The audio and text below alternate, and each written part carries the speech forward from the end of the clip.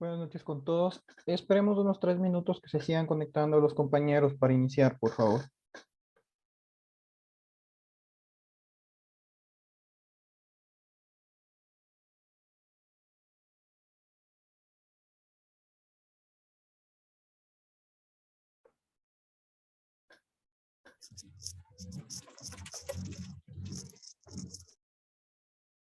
Buenas noches con todos. Sean bienvenidos al cuarto encuentro de la clase de mecánica de patio.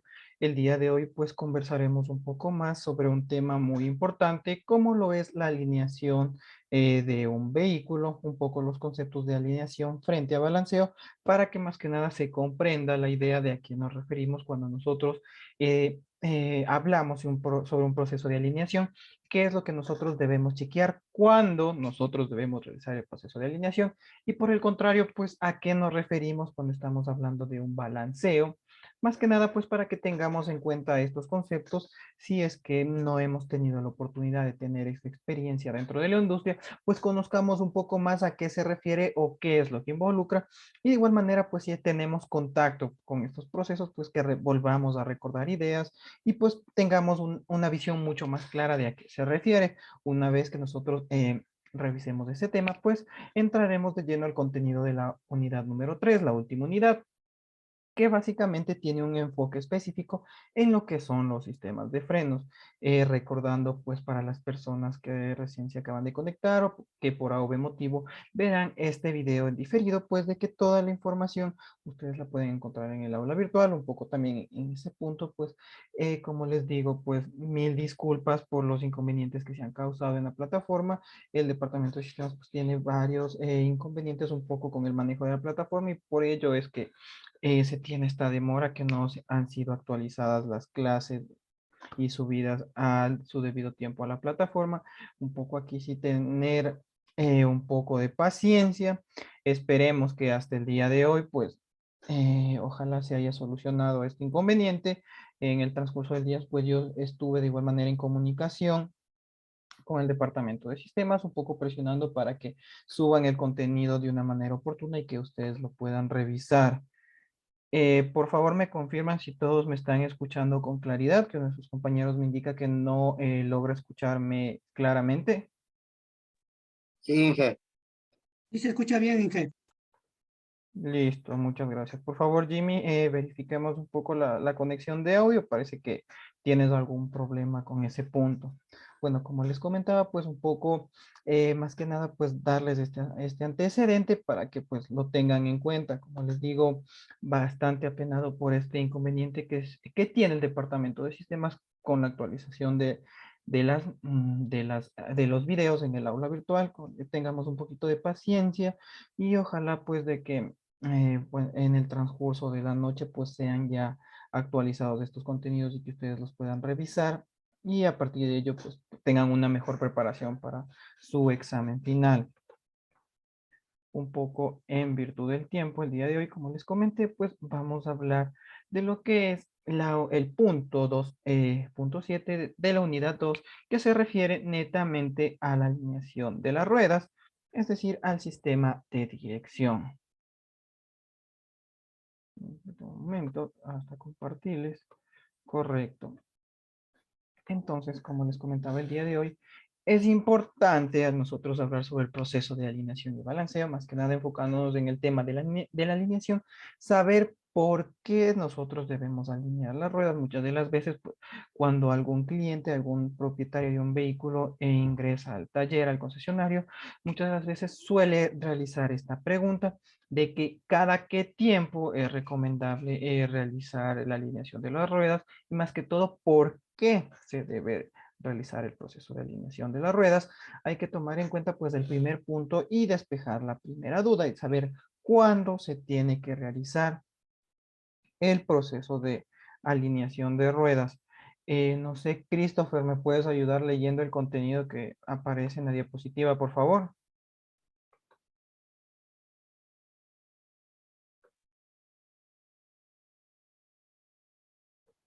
Luis, ¿me puedes ayudar leyendo el contenido de la diapositiva, por favor? Sí, ingeniero. ¿Cuándo debemos alinear las ruedas? Si el vehículo ha sido golpeado por algo, por un borde o algo muy peligroso en el camino. Neumáticos se están desgastando de manera normal o irregular. Problemas de dirección o maniobras como vehículo se jala o se desvía hacia algún lado. Volante no se regresa con facilidad después de una vuelta. Volante permanece en un ángulo cuando manejas sobre una línea recta. Cuando se cambia el juego completo de neumáticos para esta manera garantizar que se desgaste de una manera uniforme. Cuando se realiza corrección de componentes de suspensión a la dirección. Listo, Luis, muchas gracias. Un poco, pues, eh, ahondando este tema, pues, básicamente recordemos un poco la constitución, tanto del sistema de suspensión como del sistema de dirección.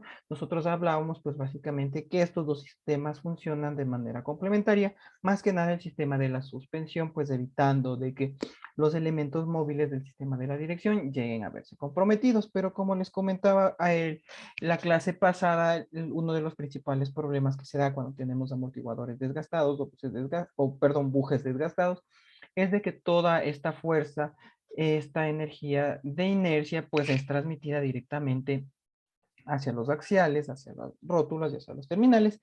Estos elementos no están diseñados para absorber tal cantidad de energía y obviamente pues dependiendo el impacto del golpe o de la fuerza o de energía transmitida, los mismos pueden llegar a deteriorarse por completo.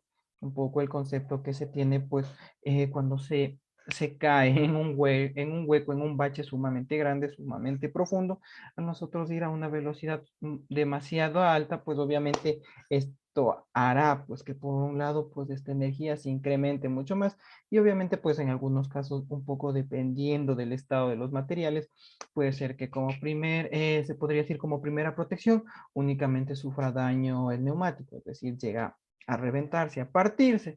Si es que es mucho más severa, perdón, el nivel del impacto, pues obviamente se comprometerá el funcionamiento del amortiguador, también podrá reventar.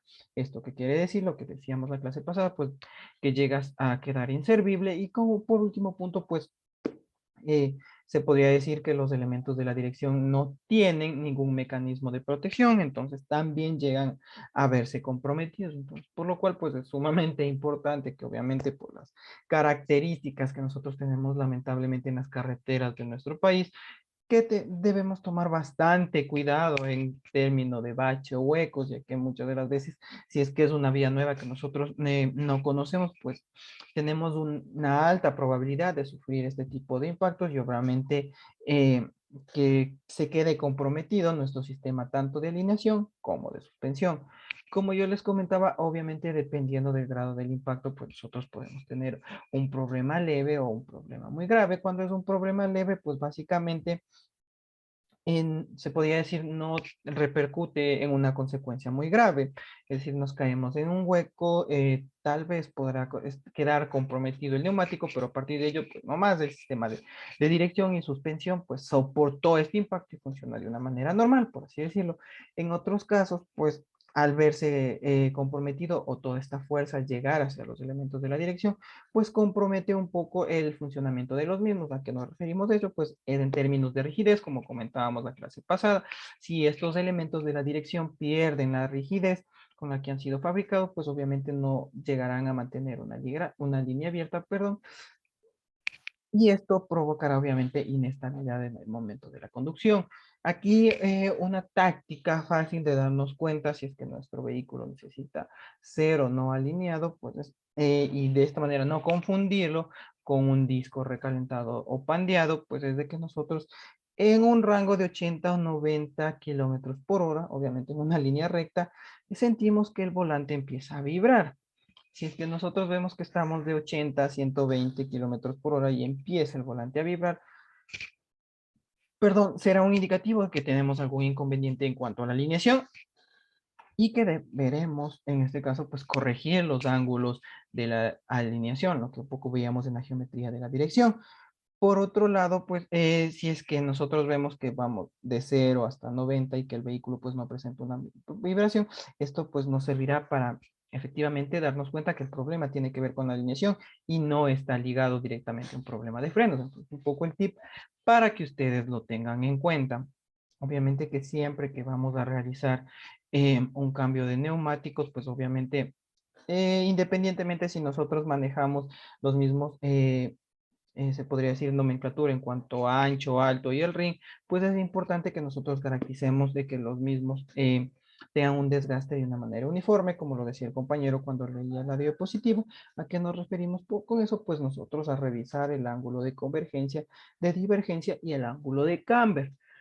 Si es que nosotros vemos que todos estos ángulos están de una manera correcta, pues sabemos de que el labrado se va a gastar de una manera uniforme. Caso contrario, de nosotros no realizar el proceso de alineación, pues podemos correr el riesgo de que nuestros neumáticos lleguen a desgastarse de manera desigual. Y tomando en cuenta pues el gasto que involucra el cambiar neumáticos, pues se podría decir no es ningún buen negocio que se desgaste un neumático, perdón, por desigual. Esto quiere decir que, por ejemplo, el neumático delantero izquierdo llega a desgastarse el borde interno del labrado, mientras que el resto de las ruedas, pues el labrado continúa de una manera correcta, se puede decir con un labrado alto. Entonces, un poco eso es a lo que nosotros nos queremos referir cuando hablamos en temas de alineación.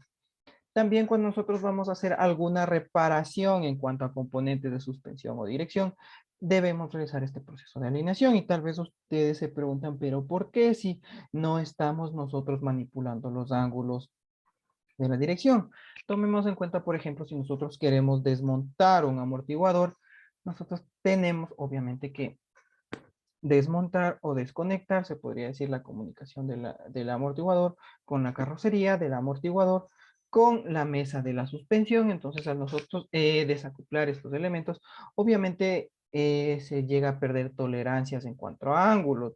Muchas de las veces, pues, en algunos casos, para poder corregir estas tolerancias en cuanto a ángulos, en términos de ángulo camber, no sé si se han dado cuenta que en algunos casos donde van los pernos de sujeción de los amortiguadores, llegan a colocar un pedazo de perno. ¿Todo esto para qué? Pues para que el ángulo que tiene la rueda varíe un poco y pues obviamente lo que se busca con eso es corregir estos ángulos y que la rueda permanezca en una posición recta, es decir, que todo el labrado tenga un contacto uniforme con la calzada y pues de esta manera prevenir de que exista un desgaste irregular. Entonces, por eso, pues es importante que si nosotros cambiamos amortiguadores, también realicemos un proceso de alineación, perdón, mucho más si nosotros realizamos el cambio de rótulas, axiales o terminales, ya que como veíamos en clases pasadas, pues los terminales cuentan con un perno, un tornillo de regulación, un perno de regulación, perdón, que justamente nos permite modificar este tipo de ángulos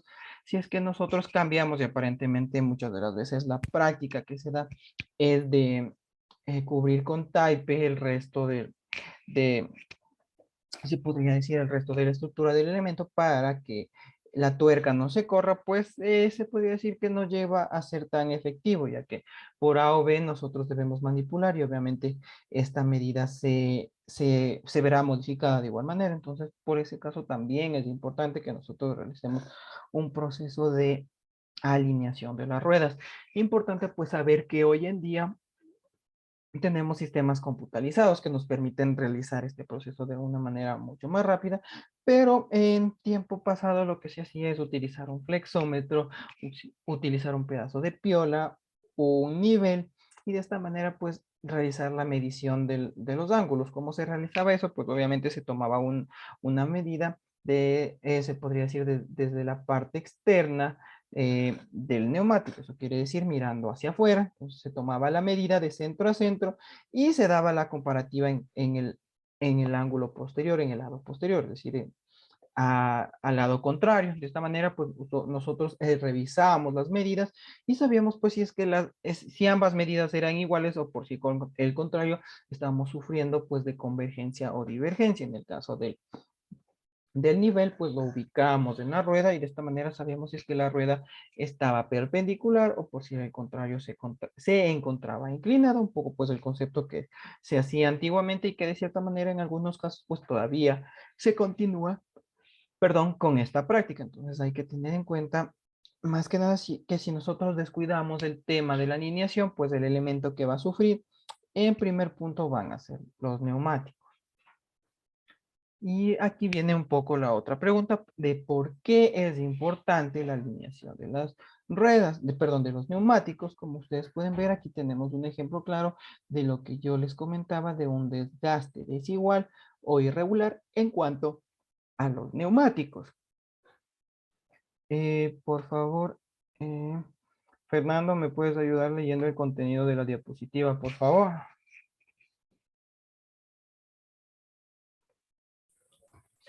Buenas noches con todos. ¿Por qué es importante la alineación de las llantas? La alineación de las ruedas puede afectar la cantidad de desgaste. La alineación está diseñada para minimizar el desgaste por uso y maximizar la comodidad del conductor y los pasajeros. La alineación correcta de las 4 ruedas reducirá el desgaste, además que mejorará la economía del combustible. También mejorará la maniobrabilidad y la seguridad del manejo al reducir los problemas de la dirección y estabilidad. Muchas gracias, Fernando.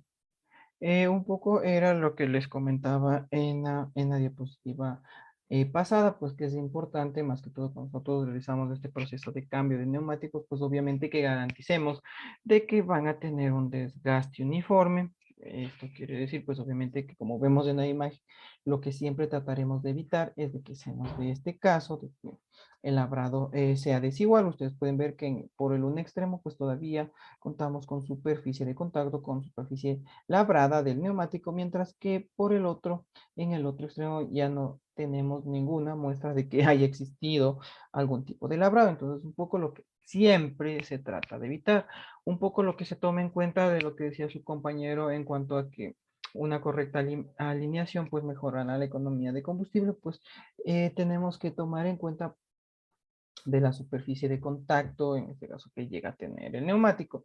Si nosotros lo tenemos o lo mantenemos en un ángulo irregular, perdón, lo que vamos a provocar es obviamente de que tengamos una superficie de contacto mucho más amplia y esto pues obviamente obligará a que exista un mayor consumo de combustible. Entonces es por dicho motivo pues que necesitamos mantener una superficie de contacto, se podría decir estándar, no, que esta no exceda los valores predeterminados por fábrica. Un poco a qué nos referimos de eso, pues es obviamente al ángulo de inclinación que van a tener cada una de las ruedas para que tengan un contacto estándar. Un poco aquí lo que deben tener en cuenta es de que muchas de las veces se piensa, pues de que una vez que nosotros nos encontramos movilizando toda la superficie del neumático, llega a tener contacto, perdón, con el piso. Hay que tomar en cuenta que aproximadamente entre el 40 o 50% del neumático va a estar en contacto, perdón, va a estar en contacto con el piso. Un poco lo que se debe tomar en cuenta es de que aproximadamente este es la superficie que llega a tener contacto con el suelo. No llega, se podría decir, toda la longitud del neumático a llegar a estar en contacto con el piso. Cuando se producen estos procesos de desgaste desigual, pues están motivados en primer punto, pues a una mala presión de inflado y posteriormente, pues obviamente a un ángulo irregular. Entonces, ¿esto a qué nos queremos referir? Pues obviamente de que no está en un ángulo correcto los neumáticos y por ende pues está acabando un sector en específico de desgaste con relación a otro, un poco para que se tenga en cuenta pues y más que nada se sepa el por qué existe este desgaste desigual. Sí, un poco aquí respondiendo una pregunta que había hecho alguno de sus compañeros de que qué pasa si un neumático tiene demasiada presión y por el contrario si un neumático tiene baja presión.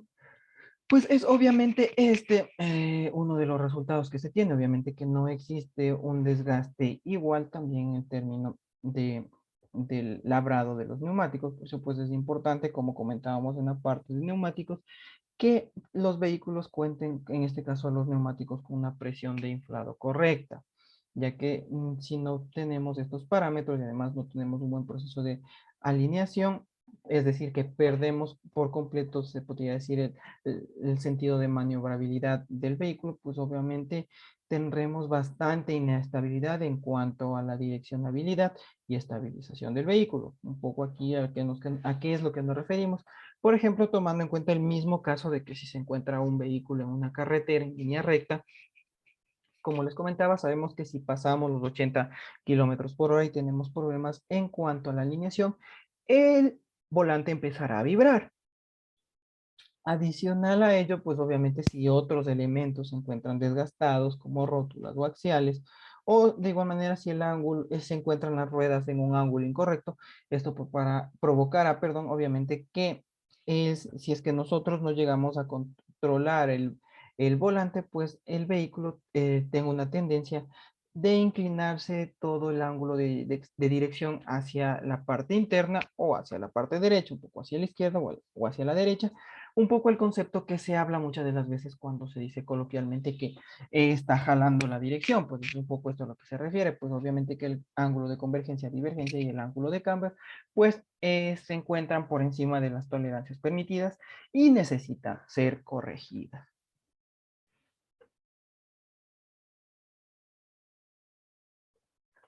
Lo importante, pues, en este punto es no confundir lo que es el tema de la alineación y el balanceo.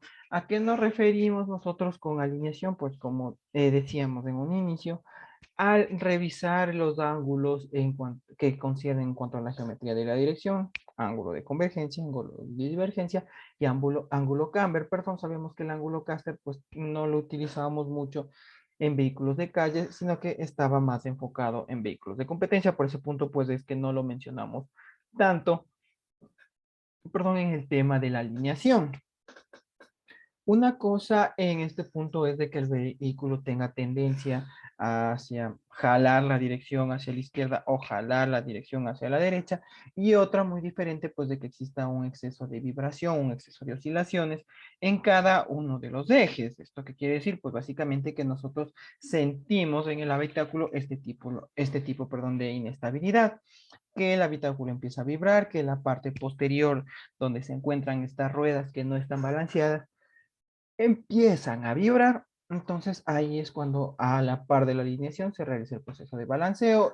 ¿A qué se refiere? Pues el proceso de balanceo básicamente a aumentar peso en los rines, en los aros, y de esta manera pues que mediante esta compensación de peso pues la rueda gire uniformemente, es decir, sin vibraciones o sin la tendencia pues a que la misma llegue a perder el control. Si nosotros no tomamos en cuenta el tema del balanceo, obviamente podríamos provocar en algún caso que por el exceso de vibración, pues la estructura, en este caso de los neumáticos, llegue a ser comprometida. Entonces, un poco lo que nosotros debemos tomar en cuenta en cuanto a la alineación y el balanceo.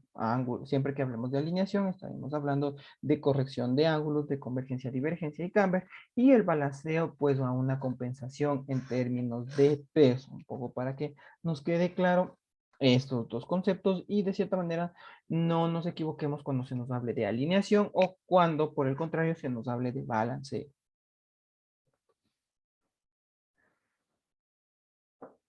Lo importante, como les decía, es que nosotros conozcamos los diferentes ángulos que vienen a ser reflejados en cuanto a la alineación de cada uno de la dirección de cada uno de los vehículos, como les decía, el ángulo camber, la convergencia y la divergencia, refiriéndonos al ángulo camber como el ángulo de inclinación de las ruedas, que trata de estar lo más alejado de la vertical. Esto quiere decir, pues lo más alejado del piso, del suelo. En cuanto a la convergencia y la divergencia, pues nosotros sabíamos que hablábamos en un ángulo, se podría decir en B, que tiene el vehículo de manera externa, así como pues de manera vertical. Entonces, es un poco a lo que nosotros nos queremos referir. ¿Cómo nos damos cuenta o cómo se realiza el proceso de alineación? Pues básicamente una vez de que, como está en la gráfica, nosotros ingresemos el vehículo a la rampa, perdón, nosotros tenemos que colocar en cada uno de los ejes un elemento que cuenta con un nivel. Todos estos elementos pues están conectados vía Bluetooth hacia el mecanismo En la parte superior, pues verán que obviamente si es que se los conecta, perdón, de una manera correcta, llegarán a tener una comunicación entre los cuatro ejes y de esta manera pues se podrá corregir el ángulo. Lo que hay que hacer posterior a ello, pues es obviamente si estamos en este tipo de servicios trabajando, perdón, es seleccionar el modelo, la marca y el año del vehículo. Una vez que nosotros tengamos estos datos, pues la computadora nos dará la información de referencia de en qué ángulos necesitan trabajar este tipo de vehículo en general, en particular este tipo de ruedas. Entonces, una vez de que nos da la tolerancia, pues lo que prosigue es obviamente ver el ángulo de giro que tiene la dirección. ¿Esto qué quiere decir? Pues curvar el volante totalmente hasta la izquierda. De igual manera, repetir este proceso con la diferencia de que se debe curvar hacia el lado derecho. Una vez que realizamos estos dos procesos, en la computadora, perdón, tendremos la información de que sí es necesario corregir este ángulo. Un poco como nos damos cuenta cuando debemos corregir este ángulo, pues nosotros apreciaremos que en la pantalla tenemos diferentes medidas. Si alguna de estas se encuentra en rojo, pues es un indicativo de que necesita ser mejorada o necesita ser corregida su ángulo de alineación.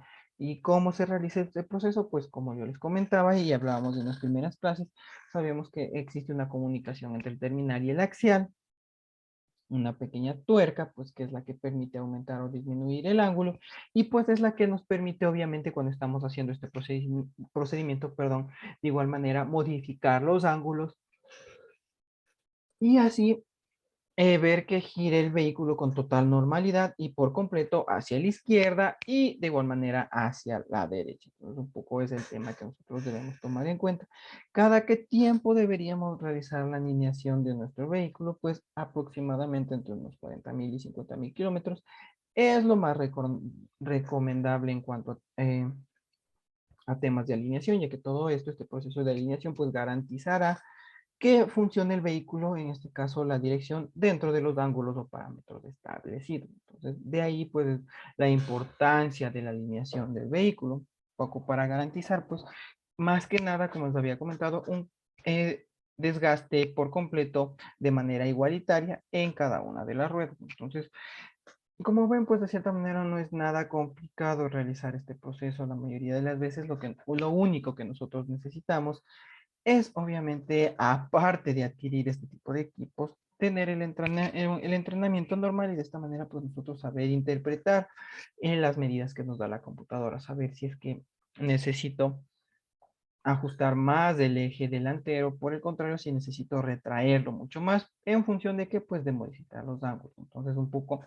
esta es la finalidad pues de chequear este, este proceso en particular. También hay que tener en cuenta que muchas de las veces se da el proceso de alineación, balanceo y rotación. ¿A qué nos referimos en este punto? Pues como nosotros sabemos, la mayoría de vehículos en el eje delantero llegan a sufrir una mayor cantidad de esfuerzos que en el eje posterior. ¿Por qué? Pues en virtud del peso.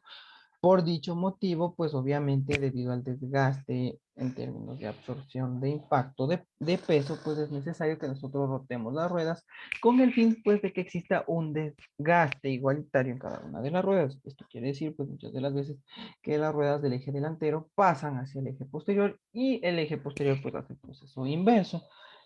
En otros casos, pues adicional a realizar todos estos procesos,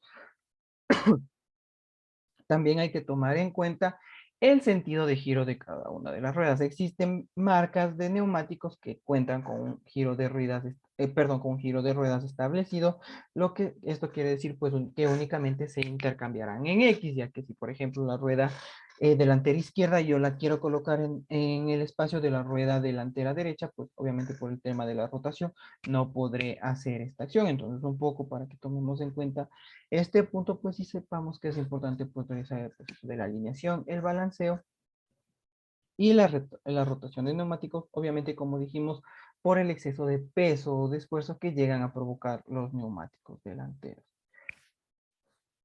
Otro punto en cuanto a la geometría de la dirección, pues lo importante era que nosotros debíamos conocer, como habíamos comentado, los ángulos de convergencia y de divergencia, un poco pues si nosotros nos paramos, perdón, de manera frontal, es decir, nosotros mirando hacia el capó, pues nosotros podemos apreciar de manera visual el estado de los neumáticos, si se encuentran completamente rectos o si por el contrario necesitan ser modificados. Entonces, un poco aquí para que tengan en cuenta que nos referimos para convergencia, que nos referimos para divergencia y el ángulo, pues obviamente que llegará a estar en contacto. Por ejemplo, si se aplicara un ángulo de convergencia sumamente agresivo, pues obviamente lo que nos provocará es de que exista un desgaste desigual en cierta medida pues del neumático, ya que un sector en especial es el que llega a tener contacto con el suelo.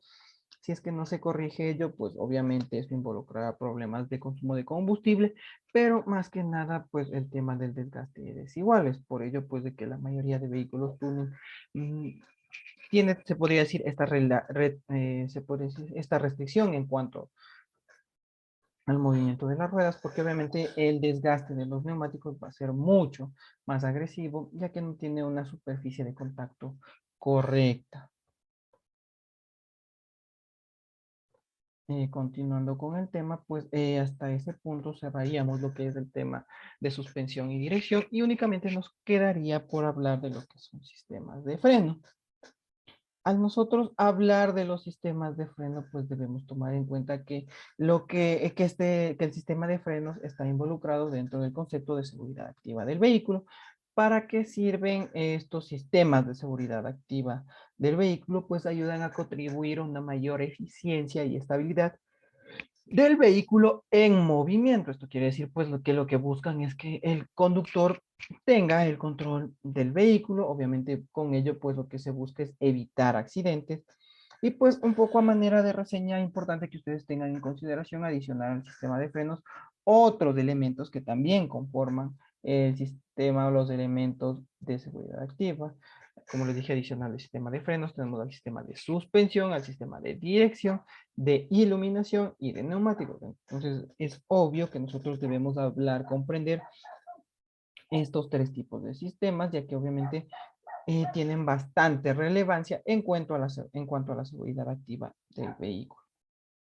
Al nosotros hablar de disco de freno, sabemos que podemos encontrar discos de freno, es decir, un mecanismo de pastillas, la mordaza y el disco, o por el contrario, un sistema de zapatas oval, ovalatas, que también son conocidas, que obviamente funcionan a través de un tambor. Por proceso de fricción, pues obviamente el material de contacto, el forro de cada una de las zapatas, pues llega a verse comprometido dependiendo de la cantidad de veces que llega a ser utilizado por el conductor y pues eso provoca que en algunos casos se desgasten mucho más rápido. Entonces, un poco aquí lo importante es tener en cuenta a qué nos referimos en cuanto a frenos de disco y por el contrario a qué nos referimos en cuanto a frenos de tambor. Perdón. Aquí lo importante, una vez de conocer a qué nos referimos con frenos de disco y freno de tambor, es saber los diferentes tipos de accionamiento que nosotros podemos encontrar.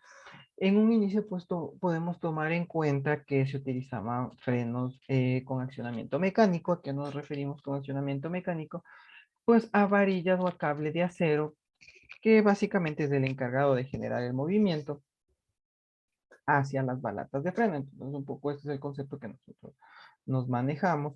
El segundo es un concepto de accionamiento hidráulico, el que utilizamos convencionalmente, que podemos, como podemos observar en la gráfica, nosotros presionar el pedal. Esto provoca obviamente de que exista eh, perdón, una fuerza que provoca que el fluido llegue a moverse. Una vez que el fluido se mueve, en este caso, pues, por ejemplo, llega a un bombín y el bombín es el encargado de provocar la fricción entre las balatas y el disco. Sabemos que este sistema es bastante utilizado en la mayoría de los vehículos dentro de la industria, pero también podemos encontrar frenos de accionamiento neumático y frenos de accionamiento eléctrico. ¿A qué nos referimos con frenos de accionamiento neumático? Pues básicamente al concepto de freno de aire. ¿Esto qué quiere decir? Pues que nosotros necesitamos un compresor para de esta manera generar el aire comprimido. Una vez que nosotros generamos todo este aire comprimido, pues obviamente vamos a estar en la capacidad de accionar, de acoplar o de desacoplar este tipo de sistemas. Entonces, un poco para que se tenga en cuenta Perdón, este tipo de sistemas más que nada lo utilizamos en vehículos de transporte pesado, como lo son camiones y buses. Básicamente, pues cuando nosotros pasamos cerca de un bus o de un camión con estas características, nosotros podemos ver cómo se descarga este exceso de presión se puede decir, por algunas leves y controladas fugas de aire comprimido. Entonces, un poco para que se tenga en cuenta, en algunos casos en los vehículos pesados únicamente contamos con un sistema de accionamiento neumático. En otros, pues también podemos tener un sistema híbrido, que un segmento funciona de manera hidráulica y otro de manera neumática. Por último, hoy en día, pues más que nada en vehículos eléctricos tenemos de igual manera accionamiento eléctrico, un poco relacionado con el tema de los frenos regenerativos, que es un poco pues, el tema que está en boom y que va relacionado al tipo de accionamiento eléctrico. Pues un poco para que tengan en cuenta, pues como contexto los diferentes métodos de accionamiento que tenemos, que no únicamente nos regimos a un sistema de accionamiento hidráulico. En cuanto al reparto de freno, pues hay que tomar en cuenta que nosotros no podemos tener el mismo porcentaje de fuerza de frenada en el eje delantero como en el eje posterior. Eh, Jimmy, te hago una pregunta. ¿En qué sector crees tú que tenemos una mayor fuerza de frenado? ¿En el eje delantero o en el eje posterior? Buenas noches, profesor. En el eje posterior. Listo. Josué, la misma pregunta para ti. ¿En qué sector piensas tú que tenemos mayor fuerza de frenado? ¿En el eje delantero o en el eje posterior? En el eje delantero.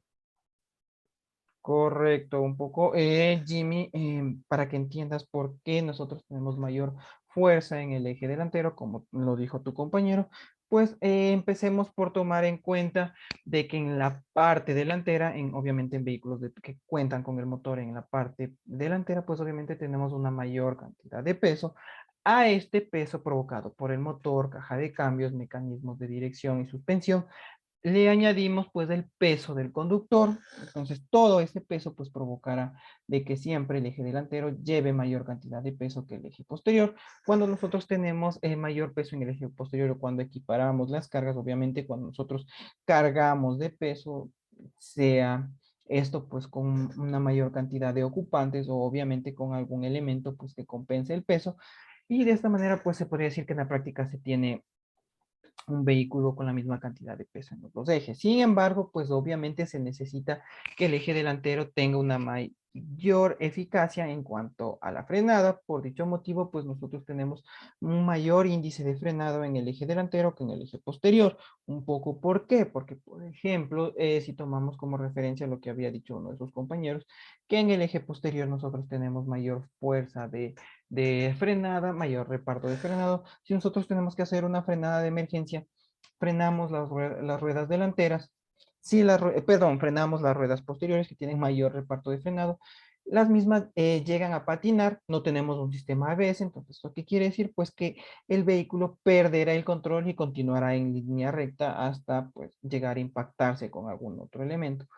Por el contrario, si nosotros tenemos la fuerza de frenado en el eje delantero, obviamente que a nosotros realizar una frenada de emergencia, pues provocaremos de que las ruedas logren su cometido de hacer que el vehículo se detenga. Obviamente que si es un sistema sin ABS, pues existirá una tolerancia a que las ruedas lleguen a derrapar, pero a la final de cuentas pues se cumplirá con el cometido. Entonces un poco para que tengamos en cuenta que siempre vamos a tener mayor reparto de frenado en el eje delantero que en el eje posterior. Un poco, ojo que estas preguntas pues podrían estar en cualquiera de sus evaluaciones para que ustedes lo tengan en cuenta. Dylan, ¿me puedes ayudar leyendo el contenido de la diapositiva, por favor? Sí, ingeniero. El reparto de la frenada de un vehículo se selecciona en función de los pesos en caja eje, La más habitual es que el eje delantero, al disponer de más peso debido al montaje del motor de combustión, posee una mayor capacidad de frenado. El eje delantero dispondrá de entre un 60% y un 70% de la frenada. El eje posterior dispondrá de un 30% a 40% de la frenada. Existen compensadores y repartidores de... esa no alcanzo a leer, ¿qué dice? Claro, no hay problema. Existen compensadores y repartidores de frenado que, en función del peso que se acumulen en el vehículo, distribuyen la frenada entre los ejes. Muchas gracias, Dylan, por tu Ya, gracias, participación. Inge. Un poco para que se entienda, pues es lo que nosotros estábamos conversando en un inicio en cuanto al reparto de la frenada. Siempre recordar pues que tendremos, como había leído el compañero, entre un 60 y 70% en el tren delantero versus un 30 o 40% en el tren posterior. Como decíamos, en función del peso, al nosotros tener mayor cantidad de peso en el eje delantero y en función de que nosotros necesitamos sí o sí que al realizar una frenada de emergencia el vehículo se detenga, pues obviamente la mayor eficacia, la mayor fuerza de frenada tiene que estar en el eje delantero. Un poco la última parte que habla en cuanto a compensadores y repartidores, lo que hablamos son de mecanismos distribuidores de fuerza de frenada, que en algunos casos nosotros lo encontramos en la parte del motor, un poco para que se entienda, pues una vez que salen las cañerías de la bomba, perdón, de freno, vemos cómo entran a un mecanismo cuadrado y este mecanismo cuadrado pues llega a repartir, se podría decir, el fluido, el líquido de freno a las diferentes ruedas. Estos repartidores y compensadores, pues lo que hacen es tratar de distribuir el mismo porcentaje de frenado de fuerza, pues a cada uno de los ejes. Volviéndonos a referir con eso, pues que obviamente el eje delantero funcione en mayor proporción al eje posterior y únicamente si es que realizamos una frenada de emergencia, pues obviamente que estos porcentajes varían un poco aquí. Lo importante que en algunos casos las personas por desconocimiento llegan a hacer la práctica de suprimir estos elementos compensadores y repartidores. En algunos vehículos no se encuentra montado en la parte del motor, sino que se encuentra en la parte posterior conectado al eje rígido. En ese punto pues estarán las cañerías que van hacia las ruedas del eje posterior. Muchas de las veces pues este elemento llega a gastarse, a taparse, pues y una vez que sucede eso, pues en lugar de buscar el repuesto, que de cierta manera es un poco complicado encontrarlo y también relativamente costoso, pues se opta por suprimir el mismo y hacer una conexión directa entre las ruedas. Esto obviamente lo que provoca es de que exista una ineficacia en cuanto al reparto y la fuerza de frenado, ya que al tener una conexión directa, pues no se está regulando este concepto y entonces en todo momento, pues tendríamos el mismo porcentaje de frenada. Entonces es importante, pues que si nosotros vemos que se está realizando esta práctica, pues sepamos que no se la debe hacer. Un poco se podría decir el sistema de reparto de frenado, se podría decir que lo que acabamos de hablar es de una manera mecánica que se da, como nosotros decíamos, ya están establecidos los parámetros, pero pues como veremos un poco más adelante en cuanto a los otros sistemas que cuenta el sistema de frenado, a la redundancia, tenemos un módulo electrónico conocido como el EBD, que básicamente un poco, pues les explico lo que nos ayuda es a equiparar las fuerzas de frenado, obviamente en función del peso. Si es que, por ejemplo, vamos solo nosotros manejando el vehículo, no tenemos acompañantes, se mantendrá el porcentaje de reparto de frenado 70-30.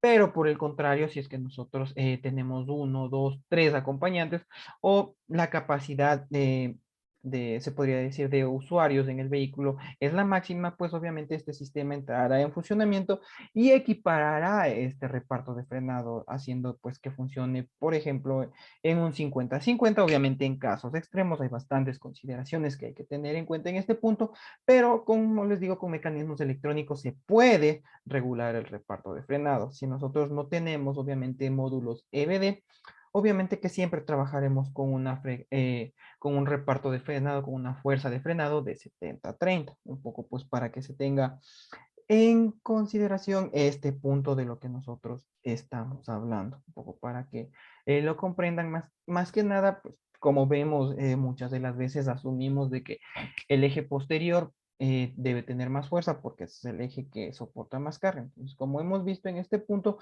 eso no se llega a dar. Únicamente se da, pues obviamente si nosotros contamos con un módulo electrónico, un sistema EBD. Y bueno, chicos, eso sería el contenido que vamos a compartir el día de hoy. No sé si todo quedó claro o tienen alguna duda, alguna inquietud sobre la clase del día de hoy.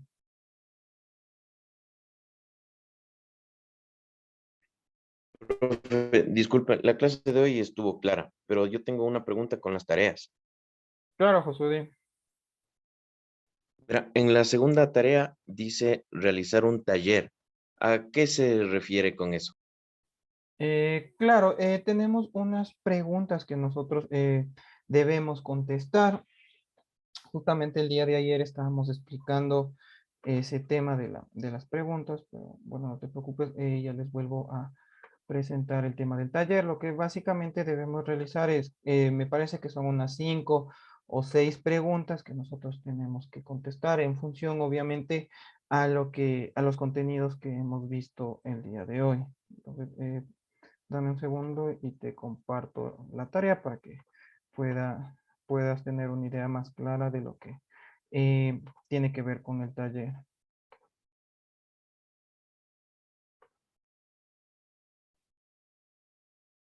Como les decía, a lo que nos referimos al tener que realizar un taller.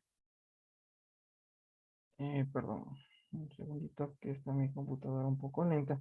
Es básicamente a contestar estas preguntas que están en el documento PDF que está subido a la plataforma. Entonces, tenemos 5 preguntas que necesitan ser contestadas. La primera, pues, obviamente repitiendo un poco lo que hemos visto la clase pasada, pues tenemos que en base a la información que se les facilitó aquí en la clase y que también lo tiene como material de apoyo, es de que nosotros expongamos nuestro punto de vista en cuanto a los tips o las cosas que se deben tomar en cuenta para realizar una correcta selección de neumáticos. Un poco lo que nosotros hablábamos en el tema de revisar la nomenclatura, el tema del triwell, por ejemplo. Entonces es un poco lo que yo necesito que me hablen en esta pregunta. En la pregunta número 2, pues decíamos que enumeremos las causas por las cuales se produce un desgaste irregular de los neumáticos y las maneras en las que nosotros debemos prevenirlo. Entonces un poco aquí lo que se podría hablar es el tema de la alineación y el balanceo de las ruedas, la verificación de los ángulos de convergencia, divergencia, el ángulo Casker. Entonces, con esos temas nosotros contestaríamos la segunda pregunta. En cuanto a la tercera pregunta, pues es un poco a manera de debate que ustedes expliquen qué amortiguador es el mejor.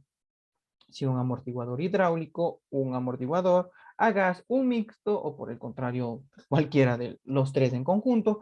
Aquí pues lo importante, como habíamos dicho, es de que justifiquemos la respuesta. Entonces, si nosotros elegimos al amortiguador hidráulico como el mejor, pues explicar por qué. Si elegimos al amortiguador a gas, explicar por qué. O por último decimos, no depende, ninguno de los dos es el mejor, sino que funciona de mejor manera en función de tal o tal cosa, pues también es correcto realizar cualquiera de esas apreciaciones. Un poco lo que yo busco es de que se razone más que todo con estas preguntas y se entienda pues un poco el contenido que hemos visto en estas clases.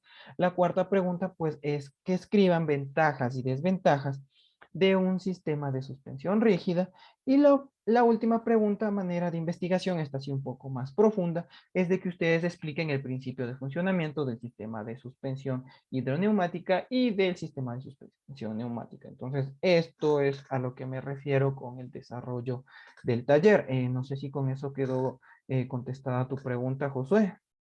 Sí, muchas gracias. Y más bien disculpe, lo que pasa es que como no he podido entrar a la clase y lamentablemente todavía Ujú. no cargan Correcto. las clases, no he podido ver. Gracias. Sí, correcto, José, no te preocupes. Como les había dicho en un inicio, pues de antemano les pido disculpas por este inconveniente, aunque obviamente, como les he comentado a algunos de ustedes que me han escrito al WhatsApp, pues esa parte un poco sale de mis manos. Como les decía, yo cumplo con enviar todos los videos hacia el departamento de sistemas. El departamento de sistemas transforma el formato a video de YouTube y posteriormente pues lo sube a la plataforma. Un poco habían tenido intermitencias en cuanto al manejo de la plataforma y por ese motivo pues se habían atrasado. Entonces, nuevamente pues un poco de comprensión por ese lado, pues y como ven, todo el material de apoyo es un poco lo mismo que nosotros realizamos aquí en la clase. Como les decía, el día de hoy me había comunicado nuevamente y me informaron de que en el transcurso de la tarde y noche iban a solventar este problema. No he revisado si es que este tema ha sido actualizado, pero con todo, pues voy a ser más insistente para que ustedes puedan revisar justamente todas las sesiones en vivo y se puedan preparar de una mejor manera para la lección uno y para la prueba final. Un poco aquí pues haciendo hincapié, como decíamos la clase pasada, aprovechando la situación de Josué y tal vez algunos de sus compañeros que tal vez hoy lograron conectarse y la clase pasada faltaron, pues como les hacía bastante hincapié, tengamos bastante cuidado con el tema de plagio. ¿A qué nos referíamos con el tema de plagio? Espero que al menos esta idea ya se les haya quedado en la cabeza. Al citar la información de otros autores sin la debida mención. Entonces, otra vez pongo el mismo ejemplo que les doy siempre. Si nosotros seleccionamos una página de internet, copiamos un párrafo textualmente como está en la página de internet y lo pegamos en nuestro documento, eso es infringir en un caso de plagio. Si nosotros, aparte de hacer esta primera práctica, lo único que hacemos es en la parte final ubicar la bibliografía, todavía seguimos incurriendo en un caso de plagio. ¿Cómo salimos del caso de plagio? Pues ubicando la cita correspondiente. Como les decía, si copio y pego una cita textual, lo que debo hacer es al final del párrafo que estoy pegando en mi documento, pues escribir entre paréntesis el nombre del autor y el año de la publicación del autor original. Si es que yo voy a parafrasear, ¿a qué me refiero con parafrasear? A leer este mismo párrafo, pero transcribirlo en mis propias palabras, eso se refiere a parafraseo. Entonces, en un inicio podría decir, según Juan Pérez del libro tal, nos habla que... Buenas noches, Inge. Una pregunta, pero si es que yo parafraseo, o sea, yo estoy cogiendo yo de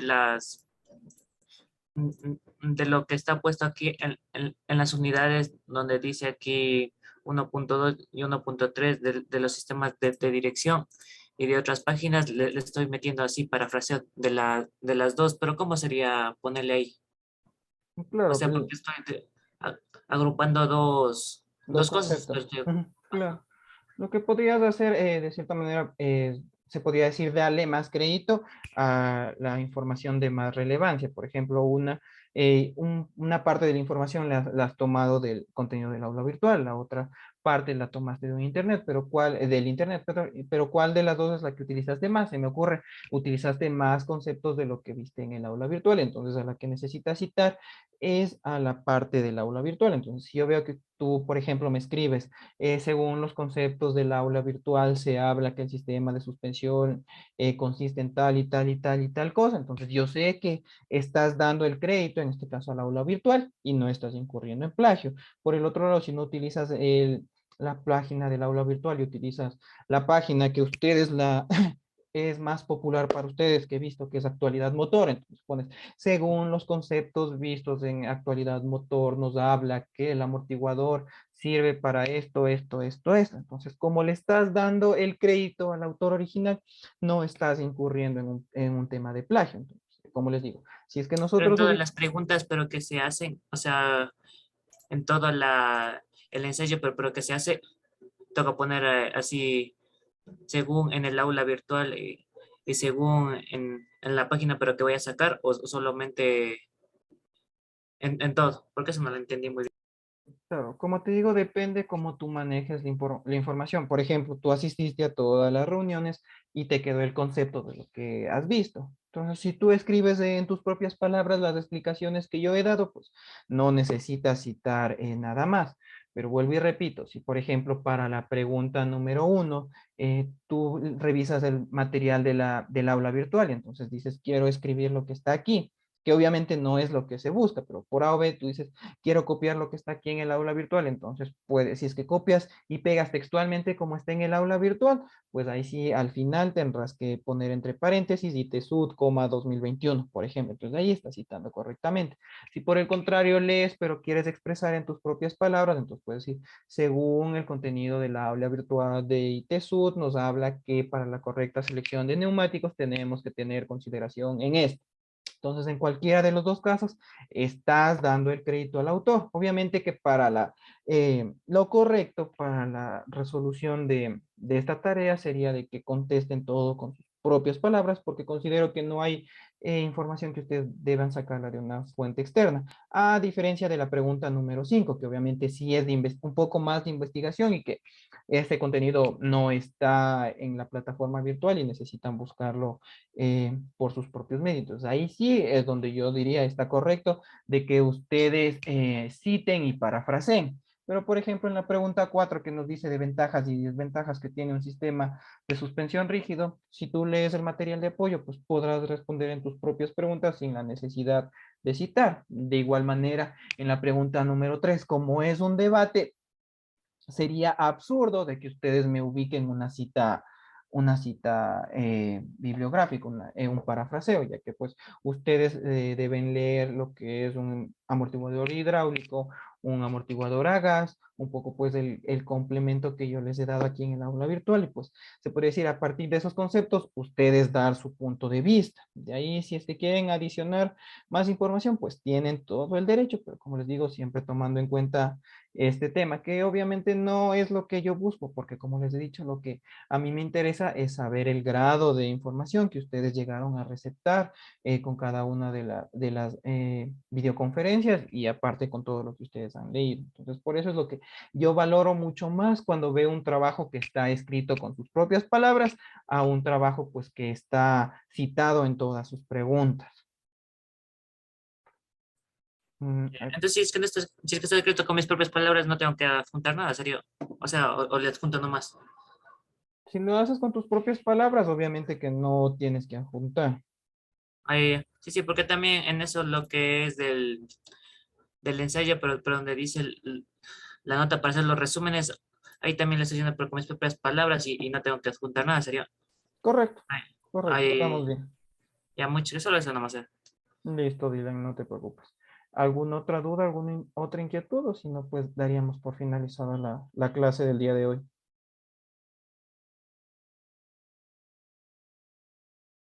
No, bueno, está todo claro.